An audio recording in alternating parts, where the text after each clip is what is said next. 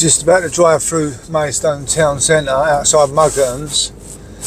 My mate Bob, the one we done a little interview with about a month ago with, Mind of an Addict. He was addicted to heroin, crack, he come off that and now he's addicted to alcohol. But, so yeah, he just said he's outside Muggerton's.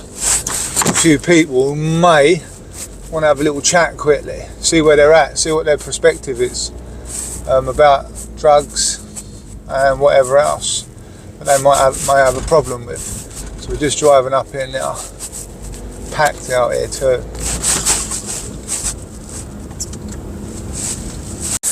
You see, like, this is how hard it is. People who have got an addiction. There's Bob, he's had to go and pay £2-3 for just like cereal, milk, eggs, tins. Podcast you're on about. Yeah, innit? Yeah. Hello mate, how we doing? What's your name? Lenny? I'm from Alton Starlane site. You know Alton Starlane site? Yeah. St Mary Cray. Yeah. Tell him. He's alright, he's good to go. But anyway, listen, love, I'm going to let you go. I love you, yeah? Oh, I love you, mate. God bless you, mate. Thank you. Take care, John boy. Listen, listen. So you've had to go out to get the soup place. Yeah, and pay £3. £3. I've got cereal, I've got bread, I've got eggs, I've got milk. I've got a few tins of like soup and all that, just like bare essentials. Essentials, is that see you through? Is that because the addiction of drink can cause you to spend all your money? Yeah. £10 note in my pocket. I'll go and spend that on beer rather than food. Yeah. So I'm putting myself in my own little bed, really. So yeah, so the addiction to alcohol was causing you to spend all your money, leave yourself with no food. So that's why you got to go to the soup runs kitchens and all that, yeah. and buy some cheap food to last you. Exactly that, my friend. All right, mate. Listen, wonderful, Bob. Right, listen, love you, yeah? Love you, mate. God bless. All right, you take care. I got Darren's just come to the window, and Darren, what's the addiction that you've been carrying? Well, at the moment, it's the gear in the packet, but at the moment, I've been clean off them for 2 weeks. I'm just on a bit of text at the moment and weaning myself off that. All right, have you got, are you homeless? Nah, well, basically, I've got a flat in another town from here, but I don't want to go back there at the moment. A lot of shit's happened, so at the moment, I'm on my little sister's sofa. So, give us, in 1 minute, tell us, to help people understand the mind of an addict. Well, the thing is, the mind of an addict, as soon as you wake up, you start feeling crap. So then you got to spend all day either getting yourself nicked for a tenner or 20 quid. That's why at the moment I'd give it a rest. But yeah, it ain't really worth it, mate. All you do is wake up and think about the next smash, innit? Yeah. All right, and then give us, I'm going to finish up now, one positive message to people who it can't be bad like every single day. I lost my mum a couple of months ago and it's been crap, but you got to remember tomorrow's a different day, yeah, and as long as you wake up with a different mindset, then that day will go all right for you. What do you need, simple next steps to get you on a better road right now? So if there's 3 things that you need, that you're expecting, which are going to sort you out. Tell you what, I'd rather swap my flat into a new area. I want to start fresh. Second thing would be basically just going abstinent on everything, even the drink. That's nearly killed me. Third thing was sort myself out and regain family ties. Yeah, all right, cool. So the middle one, come away from every drug. How would you do that? In other words, just move to a different town. There's no good you deleting all the numbers in the morning and then when you go out you're seeing everyone that's got. Ain't going to do you no good. You're better off taking yourself out of that position. So you ain't got no temptation? No, exactly. Yeah? That's why I want to move. Do you think, without take the temptation away, do you think that you have got the willpower? Yeah, if I wake up in the morning, no numbers on my phone, and I know that I've got fuck all to do that day, then I'm doing my clock, and then that'll be quality. All right. So I'm 3 days into it now, and that's without even no checks. Cool. But I ain't going to lie, I've been drinking, but... Yeah. So what about if you move to a different area? Yeah, well, if I know no one, I can't get into crap. I won't have people knocking on my door offering and won't be having text messages and stuff like that. You just got to take yourself out of the situation. Right. Well, that's one thing that I know is it works, because I'm a Sittingbourne boy and I took myself out of Sittingbourne to Medway, and that's when change comes to my life. So that's good. I know what it's like in Medway, man. It's hard. All right, cool. So what's your name again? Darren. Darren. Yeah. Listen, thank you very much, Darren, for answering them questions. No worries. So we've just got John here, and he's kindly said that he come and speak to us about trying to understand the mind of an addict. So I don't know nothing about you, John. So what, have you been addicted? I've had an addiction for over 20 years and all sorts. The first step to get someone off an addiction, once he gets released from prison, is an accommodation. If you leave them in the streets, you smiles like him. You smiles like him. You smiles to lock him in off licence or give him the key to the chemist. You might as well get him accommodation, get him off the streets, get him a detox, and it's other.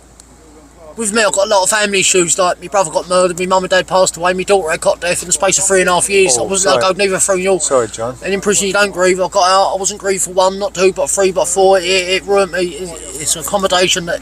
It's the main Accommodation. step. Have they got accommodation for you now? Have you got? No, mate, I'm still living on the streets. You're still living on the streets? Yeah. Well, I'm living with friends, mate. What are they saying? Like council? It's me, pillar the post. Pillar the post? Yeah. Yeah? Alright, so coming in, the mind of an addict, what's the effect of it? What have you seen terrorise people's lives? Yeah, it's ruined people's lives.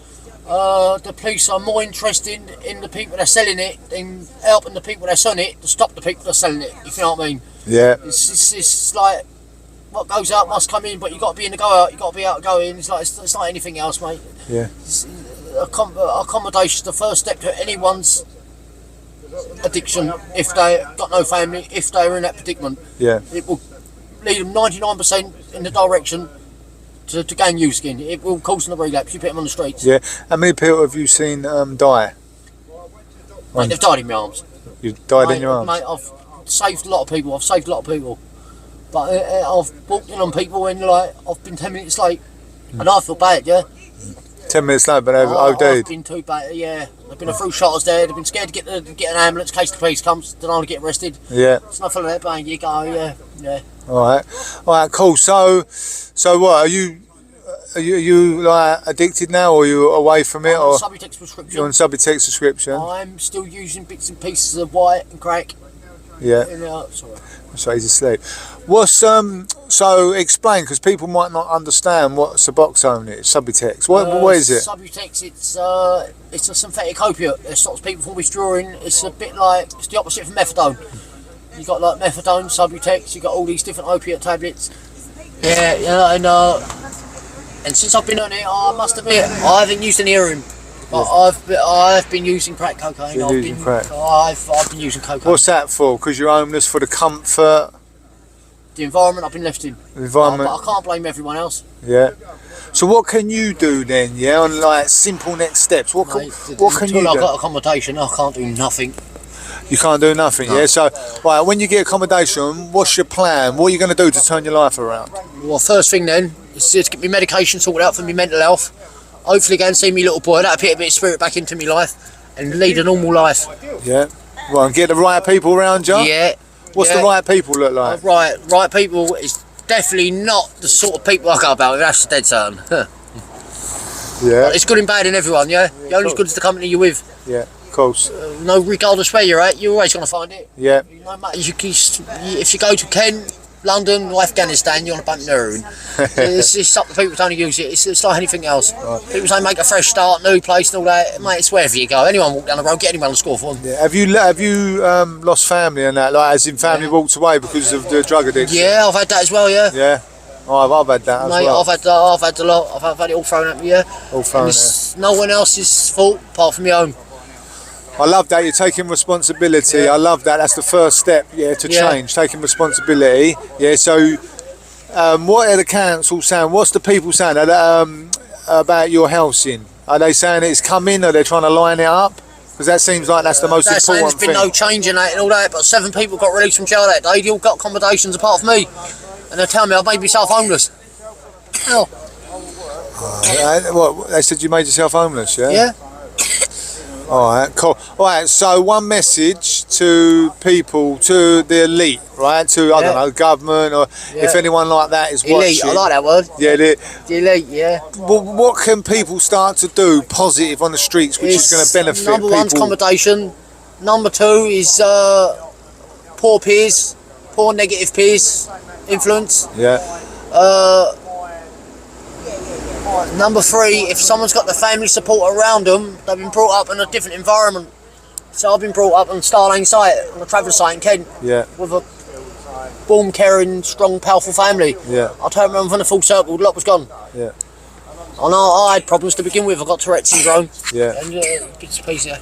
Do you think the problems you've got is due to drugs, like? Yeah, yeah. So mental health due to drugs. Yeah, a lot of mental health. Yeah, What about how long have you done in prison? I've done over 17 years behind the door. So I reckon being in prison can affect the mental health as well, yeah? It can do, yeah, it can make it worse. Can make it They worse. can turn you into a monster. They can get a good, decent person and turn them into a monster, yeah. They can, yeah. Alright, John, listen, I just want to say a massive thank you. Look, I'll keep my eye out for you. God bless yeah, you. Right, when I walk up and down here, yeah? And I hope this helps the others that needs the help. Yeah. John, God bless you. God bless you, mate. God bless you. Yeah, so we had a little few conversations with a few people in Maidstone. Interesting, very interesting. You know, people's homeless, got no nowhere to live. So that, you know, to keep their minds sane, they take drugs to warm them up. Some are saying too much temptation. If they was to be taken away from, you know, where people know them, they wouldn't be tempted, they can have a fair chance. Yeah, so just had a little chat with all them people on Maidstone High Street. I'm just trying to really come in close. I'm trying to understand the mind. I've not quite got, you know, the solution yet, but I want to dig deeper. I want to have a chat with these people, see what they need. What's the solution? What's the next steps? What's going to, you know, better their lives and get them to the next level? So yeah, watch this space. We are just trying to, you know, interact, have that, build that rapport up with people on the streets, people who's highly influenced by drugs or had that lifestyle of addiction. And yeah, so stay tuned.